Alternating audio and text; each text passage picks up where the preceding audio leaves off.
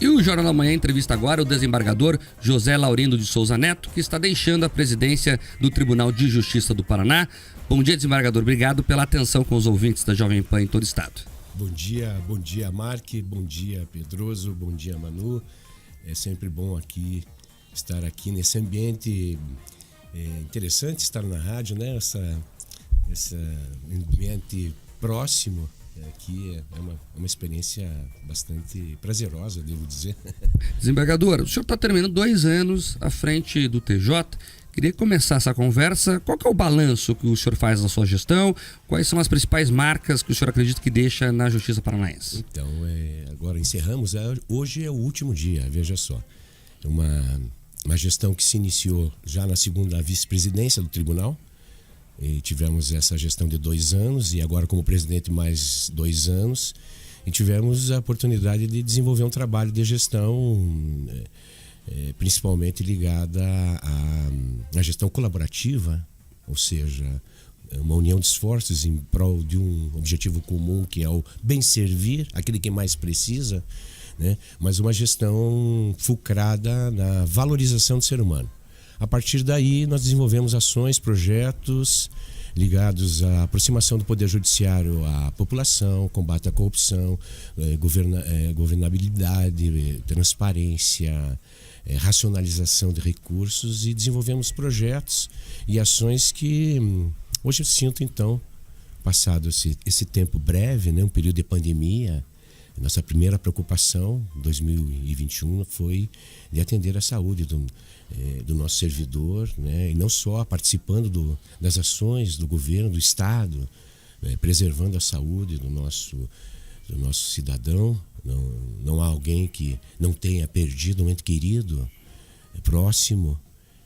Então nós tivemos que enfrentar isso, um desafio muito grande, a preocupação de salvaguardar, né? E tutelar e decidir acerca dos protocolos de saúde.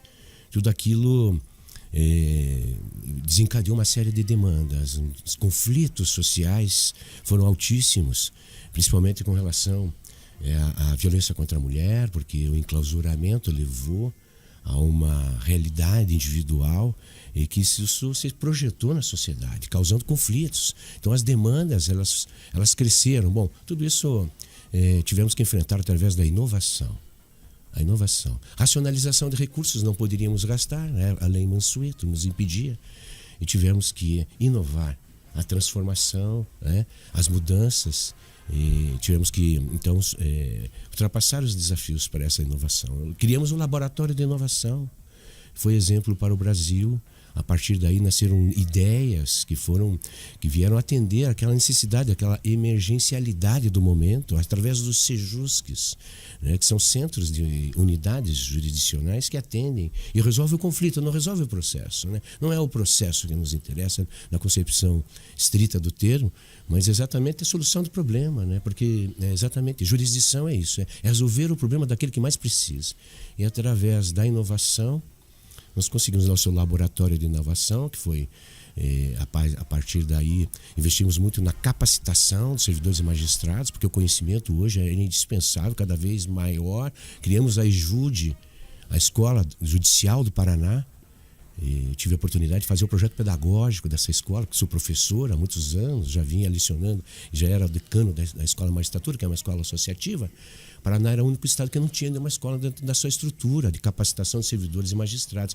E a qualificação é a maior ferramenta de transformação e modificação. E nós precisamos modificar, é isso que nós precisamos. A gestão ela precisa ser uma que rompa, que no certo modo venha a desencadear essas rupturas que são inevitáveis, né? Hoje a sociedade caminha de uma forma tão rápida. Eu sempre digo, nós temos que trocar o pneu com o carro andando. Então existe toda uma necessidade e urgência das questões. Então a gestão ela tem que ter essa preocupação, né? Gestão financeira, gestão de pessoas, que é aquela mais, digamos assim, e que exige por parte do judiciário uma postura que ele não está acostumado. Dificilmente você vê aqui alguém do judiciário aqui sendo entrevistado nesse programa, né? Existe um desconhecimento muito grande com relação à justiça por parte da população, da sociedade. Por isso que é muito importante que venhamos aqui participar, trazer, prestar contas, accountability, responsabilidade social. Eu venho aqui com muita alegria, com muita, faço isso com muita satisfação, porque tenho o sentimento do dever cumprido. E falando justamente sobre isso, desembargador, no finalzinho ali do ano passado tivemos a reinauguração do Museu da Justiça Paranaense.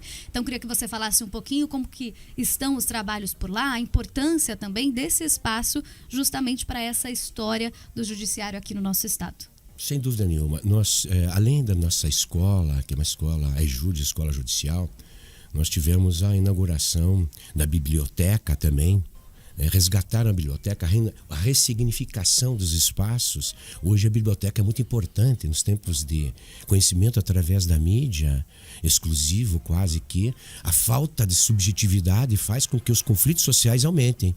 Nós precisamos criar subjetividade. O museu, a biblioteca, você fez menção ao museu, do nosso Tribunal de Justiça, faz parte desse objetivo. Tudo tem um objetivo. O escopo é exatamente criar subjetividade para que você tenha informação, para que você tenha dados, para que o brasileiro, de uma forma geral, é muito vítima de fake news, porque de uma certa forma a substituição dos conhecimentos através da internet, a filosofia foi substituída.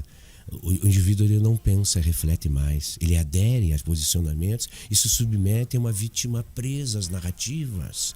É importante que ele tenha a capacidade de refletir. É importante que... Por isso que o brasileiro se torna grande vítima de fake news. Mais do que nos outros estados, mais que no velho mundo. Porque no velho mundo eles têm aquilo que eu chamo de subjetividade. É capacidade de reflexão, de entender aquilo que é. Então, o museu, ele vem dentro desse... Nós fizemos um convênio com o Museu do Futuro, porque ele é interativo e interativo, né? Ele tem a possibilidade de vislumbrar a justiça do passado, mas também a justiça do futuro, com o lançamento de projetos de justiça Smart Justice, ou seja, o acesso à justiça na palma da tua mão com o telefone celular, e a possibilidade de acessos a direitos fundamentais através de totens, um projeto também de educação, do acesso à informatização, que nós estamos muito analfabetos digitais, nós precisamos entrar na Justiça 4.0, mas também preocupado com aquele que não tem esse acesso. Pedroso? Tudo bem. Desembargador, dentro dos poderes, quando a gente olha a divisão dos poderes, legislativo, executivo e tudo mais, o poder judiciário ele é o mais estável. Muito tem se discutido sobre a nossa democracia. O senhor, além de dirigir o TJ Paraná, o senhor também representa o Colégio dos Presidentes de Tribunal de Justiça. Existe uma reflexão difundida sobre esse papel fundamental da justiça, do judiciário, nesse momento, para a consolidação melhor da democracia, para essa difusão do que o senhor tem chamado de subjetividade, inclusive em relação aos valores democráticos, desembargador? Eu vejo o seguinte, eu fui eleito no Colégio de Presidentes dos Tribunais de Justiça do Brasil, que representa a justiça estadual. A justiça estadual, ela corresponde a 80% de todas as demandas que existem no Brasil, veja só. Então, é claro, nós vivemos no estado, uma federação, os estados federados possuem tribunais de justiça, poderes judiciários locais. Claro, tudo isso previsto na Constituição, com autonomia, independência administrativa, orçamentária e financeira. O Poder Judiciário, o Tribunal de Justiça é aquele que está próximo do cidadão. É a justiça de proximidade. É a justiça de gente. Não doente. As questões estão ligadas à dramaticidade da existência humana. Na pandemia, a nossa preocupação era com a proximidade e tutelar o pai de família para que ele mantivesse seu emprego, para que ele pudesse pagar o seu plano de saúde, para que ele pudesse manter os contratos. Lembram do caos que vivemos? Então nós tivemos que nos reinventar. Aquele processo, aquela justiça que era necessária já não bastava mais. Então é a proximidade. Então vamos chamar a conciliação, os métodos alternativos de soluções de conflito. Na verdade, quer dizer, o objetivo não é a solução da lide processual, onde existem interesses outros, né? Honorários, custas, advogados, toda uma estrutura que você mantém. E às vezes o direito que se discute é o que menos interessa dentro daquele. Hoje, então, eu digo o seguinte: a verdadeira justiça é aquela que está próxima do cidadão, tentando diversificar o sistema de justiça, implementando políticas públicas, né? A magistratura que antigamente só julgava, depois ele se transforma num gestor da sua unidade, como um administrador. Agora ele tem que executar políticas públicas. Num país de alta conflituosidade e alta desigualdade, tem que ter. Então é essa justiça que nós estamos falando, que geralmente é a justiça que ela é desconhecida. O debate hoje antagonizado e polarizado faz com que se desconheça essa justiça verdadeira, né? Sempre pautado nos órgãos centrais do Poder Judiciário, o STF, STF. As pessoas não sabem nem a competência desses órgãos do Poder Judiciário. É preciso que se tenha, que se fale do juiz que vai para o interior e que enfrenta esses desafios como forma de tutelar, junto com a Defensoria Pública, que está atenta ao Ministério Público, né? Nós falávamos agora há pouco em corrupção. Eu pensava, o que me remetia quando escutava aqui esse tema? O Estado desorganizado. Crime organizado é a corrupção. Nós temos aquela urbana e temos aquela estatal. Né? Aquela estatal, ela se dá a deteriorização do Estado por falta do próprio Estado. Então nós precisamos fortalecer as instituições, né? Nós tínhamos tanto para conversar sobre isso, né? Porque são questões importantes. Eu sei que o tempo é curto, mas de qualquer forma eu vejo que o fortalecimento das instituições, o Poder Judiciário exerce seu papel hoje de grande importância. É claro que devemos evitar a judicialização dos conflitos, o ativismo judicial, para que tenhamos segurança jurídica também. Não é verdade? Então temos que ter coesão social, respeito, aquilo que eu chamo como professor, eu chamo de Estado anômico, não é verdade? Porque hoje todo mundo guarda no bolso a verdade e a mentira, o bem e o mal. E todo mundo conhece de tudo hoje, não é verdade? Todo mundo conhece o princípio do livre convencimento, o princípio da livre expressão, quer dizer, analisa as inconstitucionalidades, discute questões. Hoje todo mundo quer dizer, a internet desencadeou certezas. É necessário que tenhamos dúvidas. É necessário que tenhamos a capacidade de refletir. Desconfia daquele que não tem dúvidas. Desconfie daquele que tem certeza das coisas. Essas pessoas, elas não são capazes de mudanças. Elas sempre repetirão o mesmo. E o que nós precisamos no processo civilizatório são mudanças rápidas. E o sistema de justiça ele precisa mudar. E é esse o nosso objetivo. Na nossa gestão, nós centralizamos na solução dos conflitos. Disseminamos unidades de conciliações e mediações, de atendimento de cidadania, dirimindo conflitos, né? Ditando de estrutura. Investimos no primeiro grau 80% do orçamento na nossa gestão.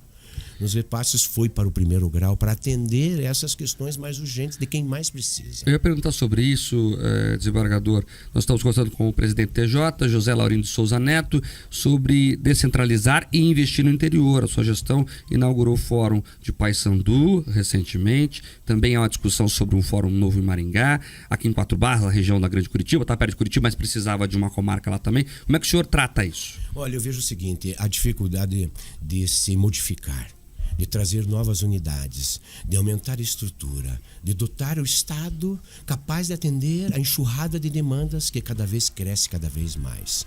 Então é necessário que estejamos projetados no futuro. Não há possibilidade de gestão pública que não se projete para os próximos 10 anos. E foi essa a nossa preocupação. Em primeiro lugar, investir no interior. Sempre muito esquecido. As questões são todas centralizadas.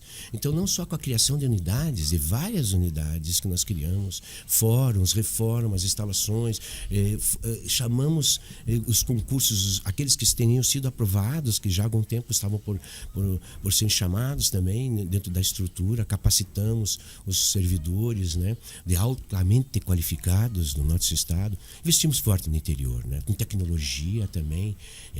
Então, a preocupação, e claro, existe o reconhecimento, isso me deixa muito feliz com o reconhecimento que eu tenho de comarcas do interior, né, disseminados, e nós temos sempre com a justiça próxima, essa característica da justiça estadual. Você não vai encontrar, você sabe, a justiça estadual tem a justiça federal, não é verdade? Fazem parte da justiça federal, justiça eleitoral, justiça trabalhista. A justiça estadual, ela tem competência em todos os casos, com exceção da matéria tratada dessas justiças de exceção, justiça, digamos assim, especiais, né?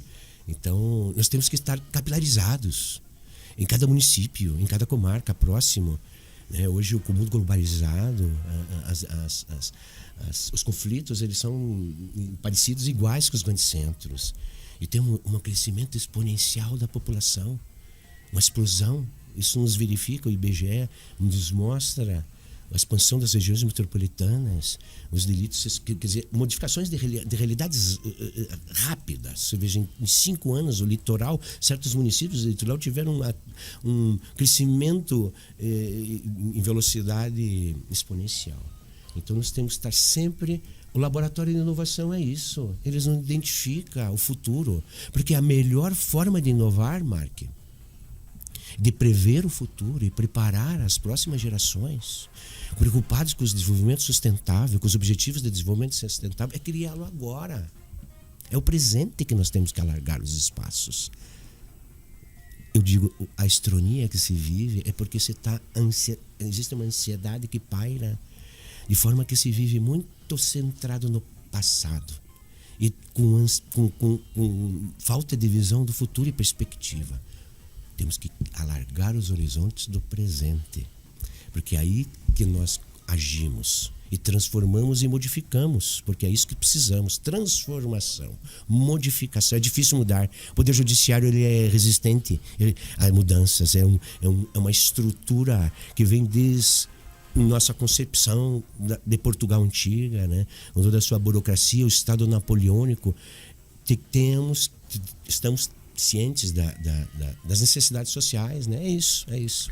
Quero agradecer aqui ao desembargador José Laurindo Souza Neto, presidente da TJOS Paraná, que gentilmente falou com os Jovem Pan. Infelizmente o tempo é curtinho, desembargador, mas a gente quer agradecer a sua presença aqui. Eu que agradeço, Mark, também agradeço o Pedroso, Manu, sempre uma oportunidade que nós temos de dialogar com a sociedade. Eu acho que a imprensa livre, ela é importante, e se torna importante para que tenhamos uma sociedade democrática.